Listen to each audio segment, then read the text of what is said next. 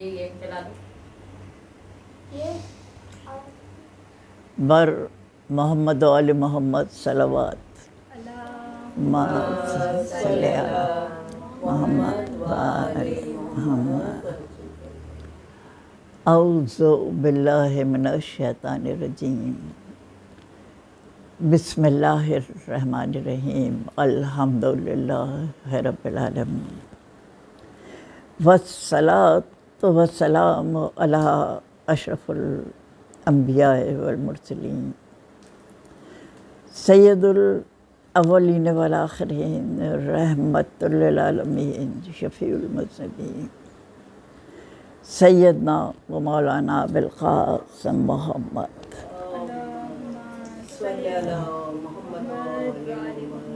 व अला आलिहि तय्यबीन ताहिरीन अल मासूमीन अल मज़लूमीन। आज हम छठी तकरीर जनाब अमीरुल मोमिनीन अलैहिस्सलातु वस्सलाम की खिदमत में पेश कर रहे हैं और उन्वान है शरीकतुल हुसैन। बीबी ज़ैनब की खिदमत में उनके बाबा जनाब अमीरुल मोमिनीन की खिदमत में इस नाचीज़ का हदिया अक़ीदत है। तो शुरू करूँगी आज के ज़िक्र को जनाब रसालत माब सल्लल्लाहु अलैहि वसल्लम के मशहूर क़ौल से। फरमाया मेरे आका ने, सबसे अफज़ल जिहाद सुल्तान जाबिर के सामने कलमा हक़ कहना है। सबसे अफज़ल जिहाद सुल्तान जाबिर के सामने कलमा हक़ कहना है। गुज़िश्ता तक़रीर में मैं ये बयान करने की कोशिश करती रही कि इमाम हुसैन अलैहिस्सलातु वस्सलाम ने किस पामर्दी से, किस बहादुरी से अपने ही ज़माने के नहीं बल्कि ग़ालिबन हर ज़माने के ज़ालिम तरीन शख्स के मज़ालिम का मुकाबला किया। और कल हम ये ज़िक्र कर रहे थे कि किस तरह ये यज़ीद का ख़ानदान जनाब रसूलुल्लाह माब सल्लल्लाहु अलैहि वसल्लम का सबसे बड़ा मुखालिफ था। और ये लोग वो थे जिन्होंने फ़तेह मक्का के वक्त इस्लाम कबूल किया है। इसलिए कि इनका ये अंदाज़ा था कि अब ये जनाब रसूलुल्लाह माब सल्लल्लाहु अलैहि वसल्लम को शिकस्त नहीं दे सकते, इसलिए अब बेहतर ये है कि इनसे कॉम्प्रोमाइज़ कर लिया जाए ताकि फिर इनके साथ मिलकर फ़ायदे उठाए जाएं। और फ़ायदे भी कैसे फ़ायदे कि चंद साल बाद ही एक ऐसी आइडियल हुकूमत जिसकी बुनियाद अदल और एहसान पर थी, क़राबतों के एहतराम पर थी, रहमतों पर थी, हुकूक़ इंसानी के एहतराम पर थी, वो बदतरीन और ज़ालिम तरीन मलूकियत में तब्दील हो गई। तो अब आज हम ज़िक्र करना चाहेंगे जनाब ज़ैनब सलामुल्लाह अलैहा के दमिश्क में आने का। अच्छा, जैसा मैं अर्ज़ कर रही थी कि दमिश्क में दूसरी खिलाफत के ज़माने से माविया की हुकूमत रही, माविया गवर्नर रहे थे, इसलिए वो जो चाहा दमिश्क वालों को पट्टी पढ़ाते रहे। और उन्होंने ये ज़ाहिर किया कि जैसे वो जनाब रसूलुल्लाह माब के सबसे करीबी अज़ीज़ हैं और उनका हुक्म ही इस्लाम का उसूल है।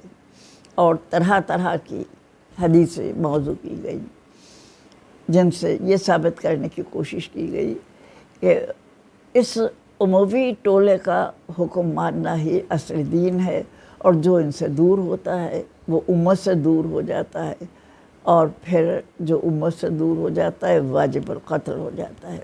गरज़ अब एक नया इस्लाम ईजाद हो रहा है, एक नया ظاہر ہے کہ فکر لوگوں کو دی جا رہی ہے، اور پھر جناب امیر علیہ الصلاۃ والسلام پر دمشق کے ممبروں سے 40 سال تبرہ ہوتا رہا، یہاں تک کہ لوگوں کے سامنے، دمشق والوں کے سامنے جناب امیر علیہ الصلاۃ والسلام کی ایسی تصویر کھینچی گئی قتل عثمان کا بہانہ بنا کر کہ لوگ یہ سمجھتے تھے کہ یہ لوگ جو ہیں یہ کوئی دین سے مختلف ٹولہ ہے۔ اور جس وقت جناب امیر المومنین کی شہادت کی خبر پہنچی ہے دمشق میں کہ علی مسجد میں شہید ہو گئے، تو لوگوں کو بڑی حیرت ہوئی کہ اچھا، تو یہ علی مسجد میں بھی جاتے تھے، نمازیں بھی پڑھتے تھے، یعنی اس طرح سے کردار خوشی کی تھی۔ کوفے کے اور دمشق کے مناظر بالکل مختلف ہے۔ کوفے والے تو جناب امیر کو جانتے تھے، ہاں ان کی اولاد کا ساتھ دینے کی ہمت نہیں ہوئی اور اس وجہ سے اپنا وعدہ وفا نہ کر سکے، لیکن دمشق والے تو جانتے ہی نہیں تھے، ان کی نظر میں تو یہ تھا اور ان کو یہ باور کرایا گیا تھا کہ یہ تو ایک ٹولہ ہے جو دین کا باغی ہے اور حکومت اسلامی کے خلاف خروج کر رہا ہے۔ اور پھر دربار سجائے گئے تھے، بازار سجائے گئے تھے، یہ خوشی منانے کے لیے کہ دشمنان اسلام کو نعوذ باللہ خاکم بدہن ان کو شکست دی اور حکومت اسلامی کامیاب ہو گئی۔ اب ظاہر کے لوگ خوشیاں منا رہے ہیں، کچھ مکالمے ہوئے کہ بوڑھے نے آ کے خوشی کے الفاظ کہے جناب امام سید الساجدین سے، اور پھر انہوں نے کلام پاک کی آیات بیان کرنی شروع کی کہ دیکھو ہم وہ ہیں کہ ہمارے لیے یہ آیات خدا کے نے اپنے قرآن میں اتاری ہیں۔ تو اس سے اندازہ ہوتا ہے کہ دمشق والوں کے، شام والوں کے عقائد دین اسلام سے کتنے دور ہو چکے تھے۔ اب اس میں ظاہر ہے کہ دمشق میں گلی کوچوں کو سجایا گیا، قصر یزید کو سجایا گیا۔ قصر یزید ہمیں یاد پڑتا ہے کہ یہ وہی محل تو ہے جو معاویہ نے قصر الخضرہ کے نام سے بنایا تھا، اور اس نے جناب ابو ذر سے پوچھا تھا، ابو ذر تمہیں یہ محل کیسا لگا؟ حضرت ابو ذر نے کہا تھا دیکھو معاویہ، اگر تم نے اپنے پیسے سے بنایا ہے تو اسراف کیا ہے، اور حکومت کے پیسے سے بنایا ہے تو خیانت کی ہے، غرض ہر طرح سے قابل مذمت ہے۔ اور حضرت ابو ذر ظاہر کلام پاک کی اس آیت کی تبلیغ کرتے تھے کہ جو لوگ سونا اور چاندی جمع کرتے ہیں اور اللہ کی راہ میں خرچ نہیں کرتے، انہیں شدید عذاب کی خوشخبری سنا دو۔ یہ ظاہر ہے کہ نظام زر کے خلاف بہت بڑا احتجاج تھا، اور اس احتجاج کے پاداش میں حضرت ابو ذر مدینہ سے دمشق بھیجے گئے، پھر دمشق سے مدینہ بھیجے گئے، اور پھر مدینہ سے شہر بدر کر کے ربضہ بھیج دیے گئے۔ عجیب بات ہے، یہ تو وہ شخصیت ہیں جس کے لیے اللہ کے رسول نے کہا تھا کہ زمین اور آسمان کے درمیان ابو ذر سے زیادہ سچا کوئی انسان نہیں پیدا ہوا۔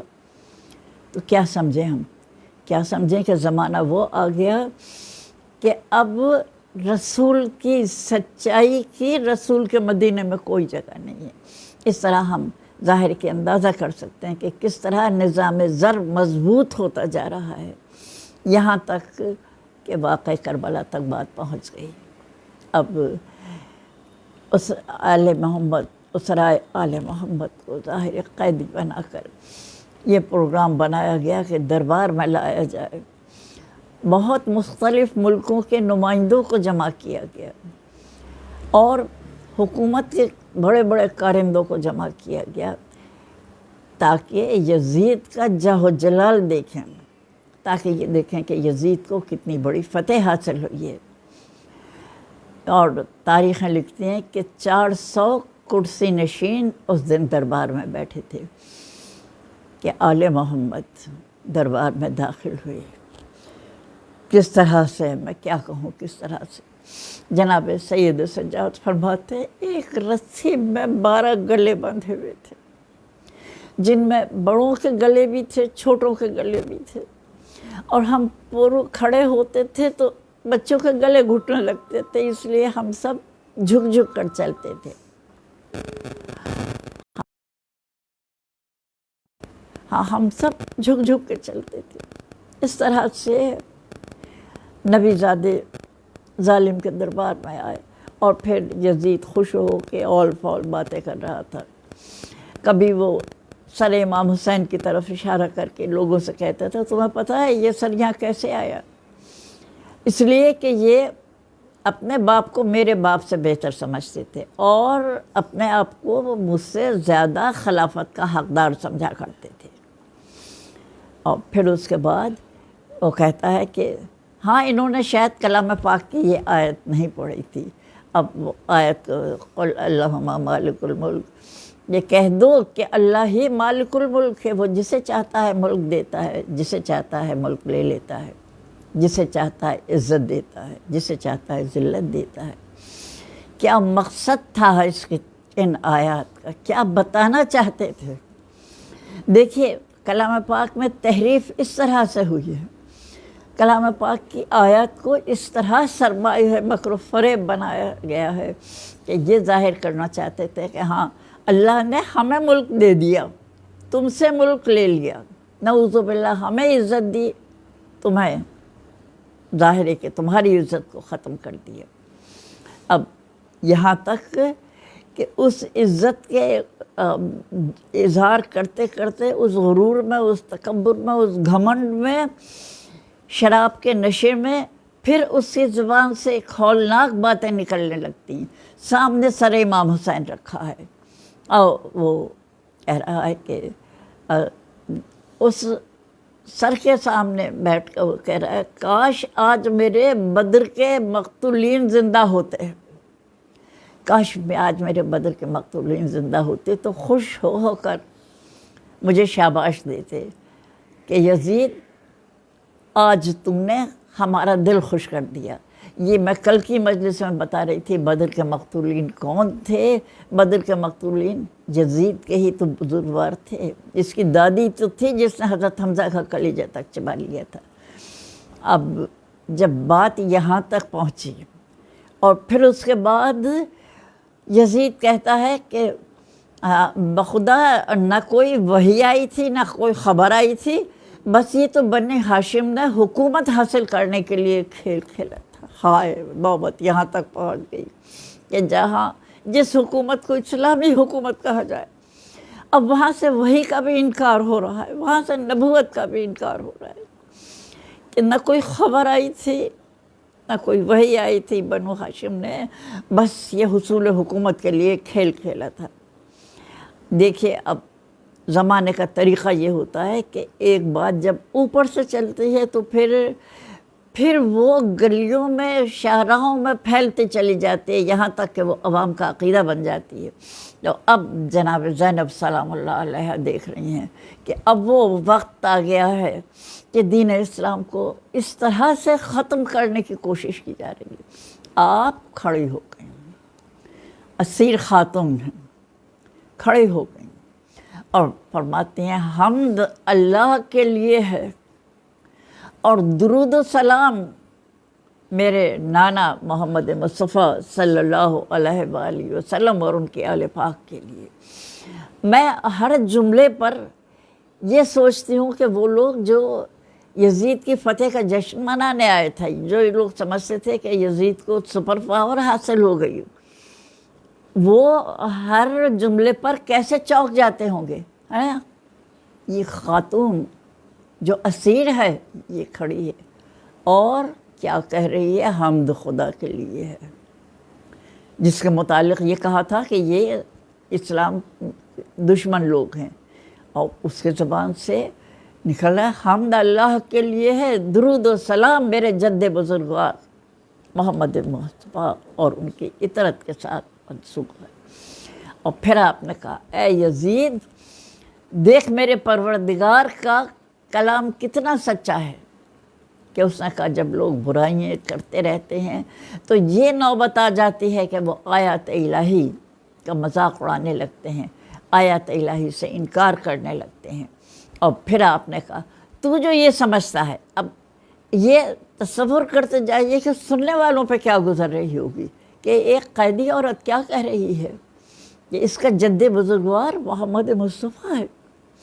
اور پھر آپ نے کہا کہ دیکھ یزید، جب تیرا وہ حال ہے کہ تم نے اتنے گناہ کیے ہیں کہ اب تو اس لیے آیات خدا کی تکفیر کرنے کے، آیات خدا کو مسترد کرنے کے اوپر تیرا ضمیر جو ہے تجھے لے آیا ہے، گھسیٹ لایا ہے۔ اور پھر آپ نے فرمایا تو نے جو ہمارے لیے زمین و آسمان کے دروازے بند کر دیے، ہمیں قیدیوں کی حالت میں تیرے سامنے لایا جا رہا ہے، تو کیا یہ تو سمجھتا ہے کہ تجھے عزت مل گئی، تجھے عزت مل گئی اور ہم ظاہر ہے کہ پسپا ہو گئے؟ یا آپ اب بتا رہی ہیں کہ دنیا والے کس طرح سے حقائق کو مسخ کرنا چاہتے ہیں کہ تم یہ سمجھتے ہو کہ ہم جو قیدی بن گئے تو ہماری عظمت کم ہو گئی، تم جو ہمیں قیدی بنانے والے ہو، تم جو سرکش ہو خداوند عالم کے، تمہیں عزت مل گئی ہو۔ پھر آپ نے کیا تو یہ سمجھتا ہے کہ تجھے جو یہ کامیابی ملی ہے اس کی وجہ یہ ہے کہ تو خدا کے نزدیک زیادہ قریب ہے؟ پھر آپ نے بتایا کہ تم جو یہ سمجھتے ہو کہ یہ کسی کو زیر کر کے کسی کو تمہیں عزت مل گئی، تم بڑے مقام پہ پہنچ گئے، پھر آپ نے فرمایا اس کی حقیقت کیا ہے، اس کی حقیقت کیا ہے؟ اب دیکھیے، اب وہ ورق کھلتے چلے جا رہے ہیں، حقیقتیں آشکار ہوتے چلی جا رہی ہیں، لوگوں کی آنکھوں سے ظاہرے کے نقابیں اترتی جا رہی ہیں کہ آپ نے فرمایا کیا تو نے نہیں سنا خدا کا یہ قول؟ تم خدا کی آیتیں پڑھ رہے ہو، لو ہم سے سنو۔ اور ظاہر ہے جب قرآن ناطق قرآن کی تلاوت کرتے ہیں تو بات ہی اور ہوتی ہے۔ اور انہوں نے کہا سنو، خداوند عالم نے یہ کہا ہے کہ ہم جو لوگوں کو مہلت دیتے ہیں تو یہ نہ سمجھنا کہ یہ ان کے حق میں بہتر ہوگی۔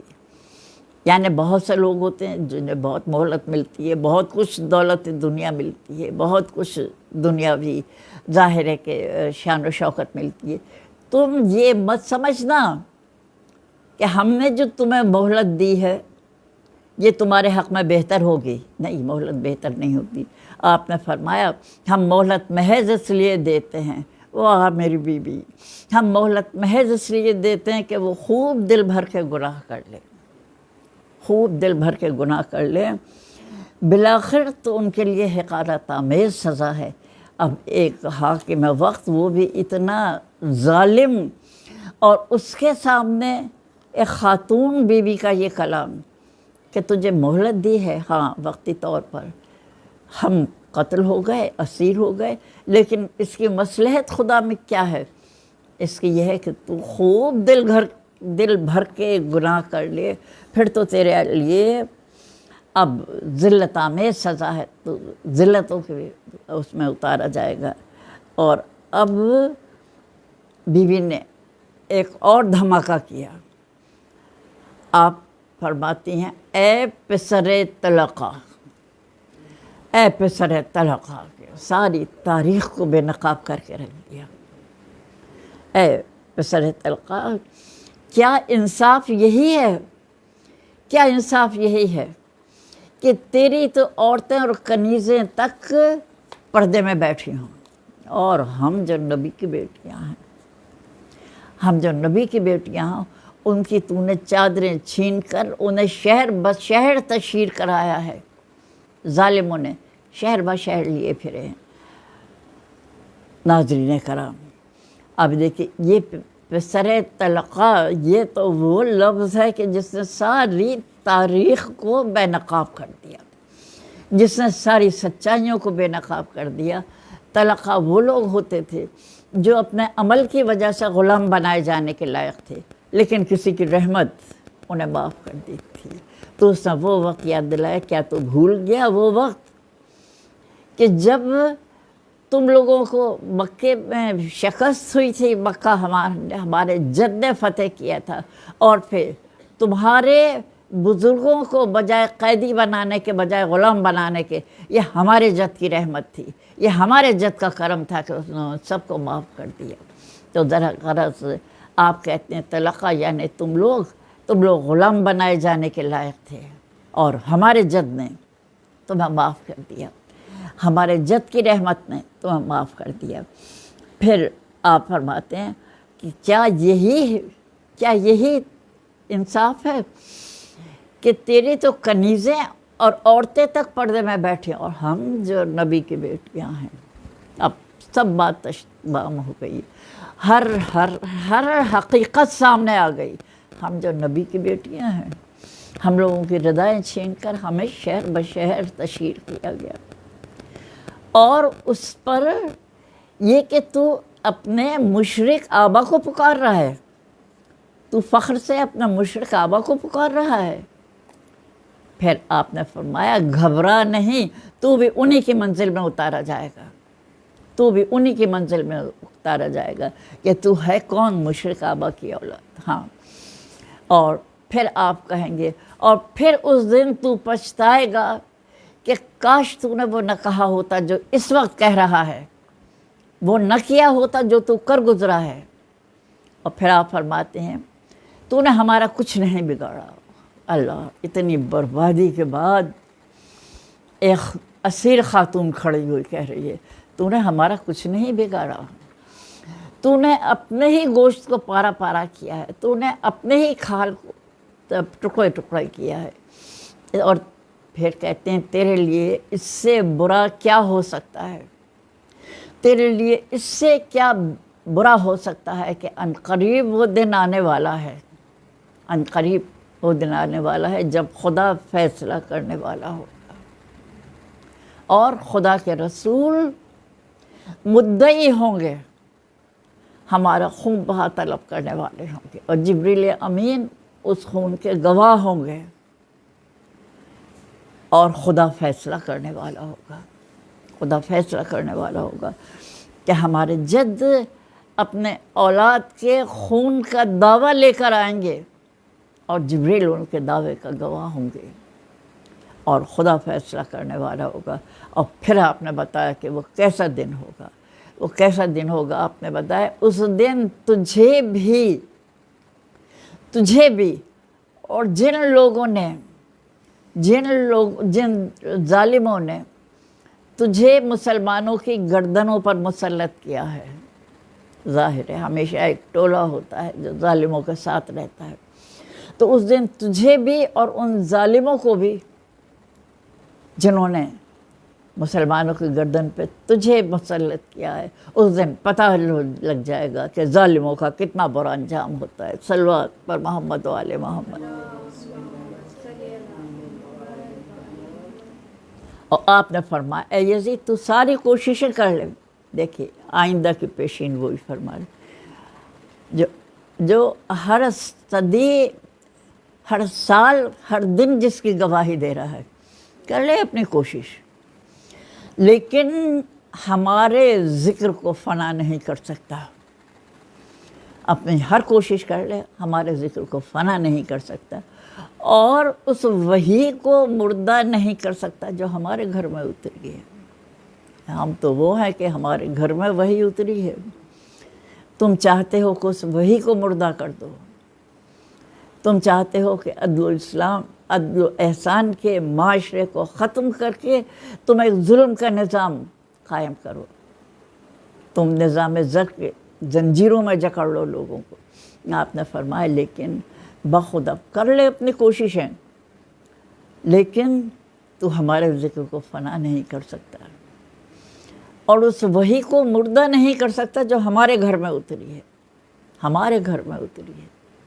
اور پھر آپ نے فرمایا میں حالانکہ تجھ سے گفتگو کر رہی ہوں، لیکن تجھے ملامت کرنا بھی مجھے ناگوار گزر رہا ہے۔ اور پھر آپ فرماتی ہیں کہ میں تجھے اتنا حقیر سمجھتی ہوں کہ مجھے تجھے ملامت کرنے بھی ناگوار گزر رہتے ہو۔ پھر دیکھیے اتنی آزمائشوں کے بعد، اتنے مظالم کے بعد کہ جس کی تاریخ میں مثال نہیں ہے، ایک خاتون کیا کہہ رہی ہے، اس خدا کا شکر ہے، اس خدا کا شکر ہے جس نے ہمارے اول کا سعادت پر اور ہمارے آخر کا سعادت اور شہادت پر خاتمہ کیا۔ انا للہ و انا الیہ راجعون۔ اب ظاہر کی ساری باتیں اس قدر لوگوں کو حواس باختہ کرنے والی تھیں کہ اب رسول کے ایک صحابی ابو برزہ اسلمی بیٹھے، پوچھو تم کیوں بیٹھے تھے یزید کے دربار میں؟ اور کہتے ہیں یزید میں نے اپنی آنکھوں سے رسول خدا کو ان ہونٹوں کو چومتے ہوئے دیکھا ہے۔ اور وہ پھر یہ کہہ کر روتے ہوئے باہر نکل جاتے ہیں۔ سلطنت روما کا سفیر کھڑا ہوتا ہے، کہتا ہے یزید یہ کس کا سر ہے؟ یزید یہ کس کا سر ہے؟ اب اس نے کہا حسین ابن علی کا۔ کہتے ہیں حسین ابن علی کون؟ تمہارے نبی کی بیٹی کا فرزند؟ تو پھر تم کتنی بری قوم ہو، تم کتنی بری قوم ہے۔ کہتے ہیں کہ میرا حضرت داؤد سے کتنی پشتوں کا فاصلہ ہے، لیکن لوگ اس نسبت کی وجہ سے میری آج بھی عزت کرتے ہیں کہ میں حضرت داؤد کی اولاد میں ہوں، اور یہ تو تمہارے نبی سے محض 2 نسلوں کے فاصلے پر تھا، اور تم نے یہ سلوک کیا اس کے ساتھ۔ ایک عیسائی کھڑا ہوتا ہے، کہتا ہے ہمارے پاس ایک خر عیسیٰ کا سم ہے، اس پہ ہم نے عبادت گاہ تعمیر کر لی، اور ہم اسی جو ہے ہم اس کی ہر سال زیارت کو جایا کرتے ہیں۔ یہ مقام ہوتا ہے انبیاء کا۔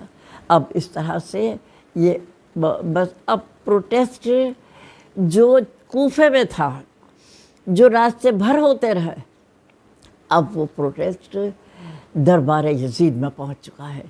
اب وہ انقلاب دربار یزید سے اب باہر جائے گا اور سارے دنیا میں پھیل جائے گا۔ جیسا کسی نے کہا، پھر تو برسرے